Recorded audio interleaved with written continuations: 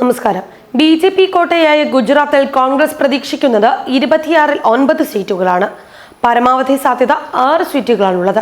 കഴിഞ്ഞ നിയമസഭാ തെരഞ്ഞെടുപ്പിൽ കോൺഗ്രസിന് വോട്ട് ചെയ്തവരിൽ പലരും 12 വർഷം മുഖ്യമന്ത്രിയായിരുന്ന ഗുജറാത്തിയെ ഒരു തവണ കൂടി പ്രധാനമന്ത്രിയായി കാണാനാണ് ആഗ്രഹിക്കുന്നത്.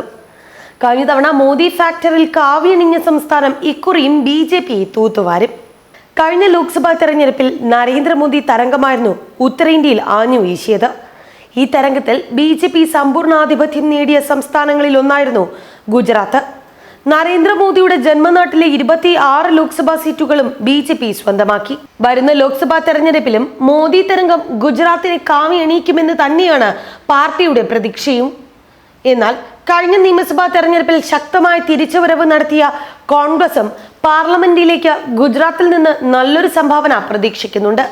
കഴിഞ്ഞ ലോക്സഭാ തെരഞ്ഞെടുപ്പിന് ഗുജറാത്തിൽ ബി.ജെ.പി പ്രതീക്ഷിച്ച വിജയം തന്നെയാണ് നേടിയത്.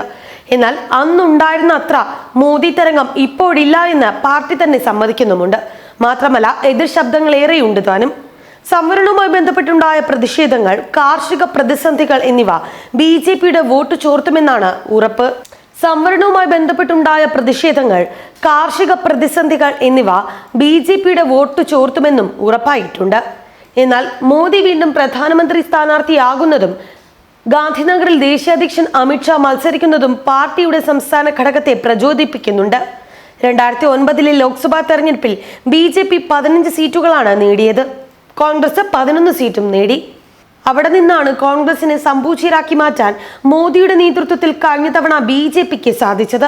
എന്നാൽ 2014-ലെ അത്ര സുഗമമല്ല വഴിയെന്ന് ബി.ജെ.പി ക്യാമ്പിന് വ്യക്തമായ ധാരണയുണ്ട്. വീണ്ടും ഗുജറാത്തി പ്രധാനമന്ത്രി എന്നതാണ് ബി.ജെ.പിയുടെ പ്രചാരണത്തിന്റെ കാതൽ. സംസ്ഥാനത്തിന്റെ അഭിമാനം എന്ന വാദം ഉയർത്തുന്നതോടെ വോട്ട് കൂട്ടത്തോടെ വരുമെന്നും അവർ കരുതുന്നു. നരേന്ദ്രമോദി ഫാക്ടർ തന്നെയാകും ഇക്കുറിയും ബി.ജെ.പിയുടെ പ്രചാരണത്തിന്റെ ഊന്നലെന്ന് പാർട്ടി വക്താവ് ഭരത് പാണ്ഡ്യ പറഞ്ഞു.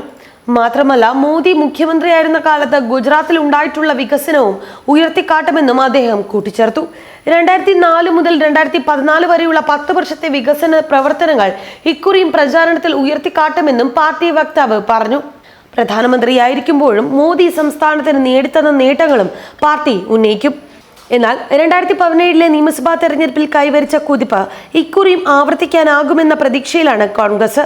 നിയമസഭാ തെരഞ്ഞെടുപ്പിൽ ബി.ജെ.പി പതിറ്റാണ്ടിനിടയിൽ ഏറ്റവും മോശം നിലയിലേക്കാണ് കോൺഗ്രസ് തള്ളിവിട്ടത്.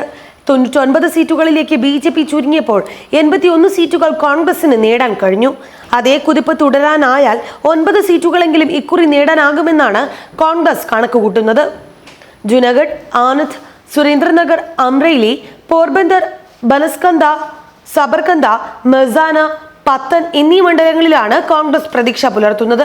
നിയമസഭാ തെരഞ്ഞെടുപ്പിൽ ഈ മണ്ഡലങ്ങളിൽ ഉൾപ്പെട്ട നിയമസഭാ സീറ്റുകളിൽ കോൺഗ്രസ് ആധിപത്യം കാട്ടിയിരുന്നു. ജുനാഗഡിൽ 1 ലക്ഷത്തിലേറെ വോട്ടുകളുടെ മേധാവിത്വം കോൺഗ്രസിനുണ്ടായിരുന്നു.